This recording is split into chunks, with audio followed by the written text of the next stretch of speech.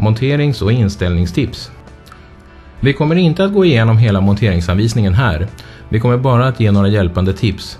Och om du förlorar dina tryckta instruktioner kan de laddas ner från vår hemsida på wovel.com. Ramen till hjulsnörskyffeln är konstruerad av kraftigt stål. Hjulet och bladet är tillverkat av hållbar, lätt och flexibel formsprutad plast.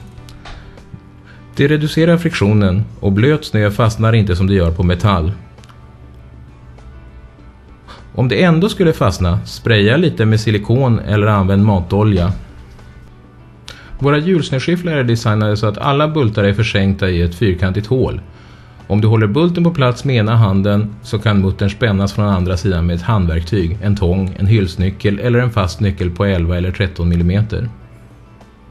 När du sätter ihop din hjulsnörskyffel, kontrollera längden på bultarna och i vissa fall färgen och lägg särskilt märke till de olika sorternas muttrar. Here we have the wheel and tire assembly. Starting with the two wheel halves, slide them together fully. You'll notice that there are 4 bolt holes around the center hub and 2 bolt holes on each of the 2 opposite sides where the halves meet. Start with the 4 bolts on the center hub. Push the short bolts through, then secure a nut on each and tighten. Then, on the outer edge side that does not have the 4 hinge tabs, install the 2 bolts and nuts. Now we are ready to install the tire. The 2 bolts to secure the 2 halves of the wheel should not yet be installed, as these hinge tabs secure the tire ends and the wheel halves at the same time. Line up the end of the tire where the wheel halves meet and snap or press the end onto the spine on the outer edge of the wheel. Then swing one of the tabs up into place into the notch in the tire. Then the second one and squeeze together to fully seat them. Then install the bolt and secure and tighten the nut on the other side. If they appear short, you may have to squeeze the tabs to fully seat them before installing the bolts. Now, with the end of the tire secured, begin installing the rest of the tire, stretching it gently as you install it around the wheel. Stretch a small section and press it onto the wheel spine, then stretch the next section and press it on. Remember to install the tire at room temperature when it stretches more easily. You won't harm the tire by stretching it too much or too little. For example, if you have stretched the tire too much and it is a bit too long, simply peel off maybe 1/2 or less of the installed tire and stretch it less when you reinstall it, so that the ends are touching when fully installed. Then press the ends of the tire down so they are fully seated. If you have stretched the tire too much, you can also try peeling off a bit, then secure the end and work away from the attached end, pressing the tire onto the wheel until the extra tire slack is taken up. Now fold the last 2 plastic tabs into place to lock into the 2 notches in the ends of the tire and install the last 2 bolts and nuts with a socket, pliers, or wrench. If the tire is short, you have not stretched it enough. Peel off 1/4 or more of the installed tire and then reinstall it, stretching it a bit more as you install it this time until the ends meet tightly. The tire is very stretchy and tough, so it is difficult to damage by stretching it. You can stretch it quite a bit and it will retract back.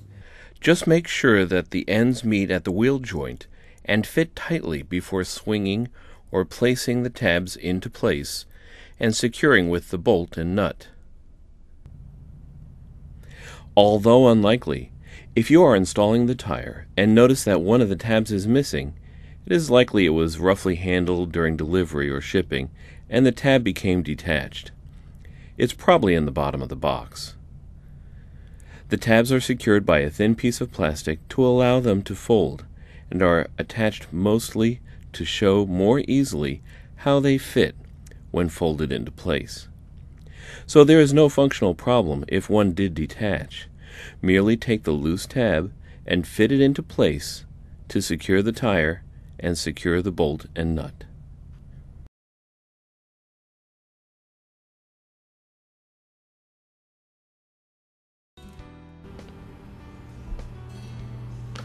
Monterings- och inställningstips för hjulsnörskyfflar med enkel ram. Sno Wovel och Wovel modell SW0107, W0208 och SW0208.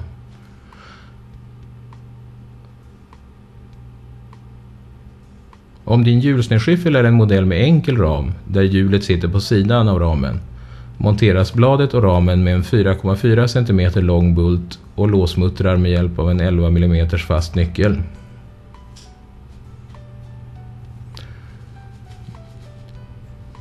De två längre bultarna till handtagen monteras med en 13 mm nyckel.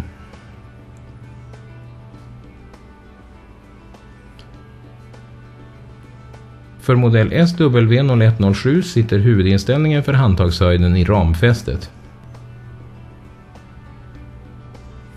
Det övre ramröret är fästet i ramfästet med 2 bultar. Den nedre bulten kan placeras i 2 olika hål. Varje hål motsvarar olika handtagshöjder. Den högre handtagsinställningen sätts med bulten i det nedre hålet och den lägre handtagshöjden med bulten i det övre hålet. Om du är över 1,70 bör du använda den högre inställningen.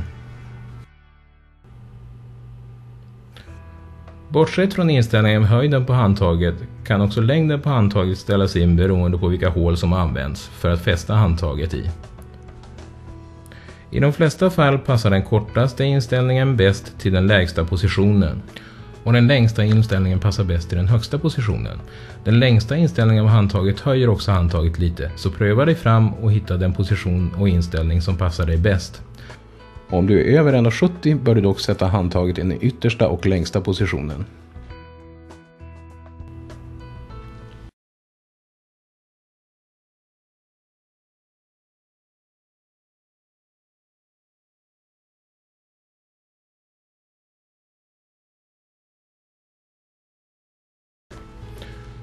Hjulet är installerat och tas bort från axeln genom att ta bort låspinnen från änden av axeln och sedan ta bort hjulet. När du sätter tillbaks hjulet, kom ihåg att sätta tillbaks låspinnen så att hjulen sitter ordentligt fast.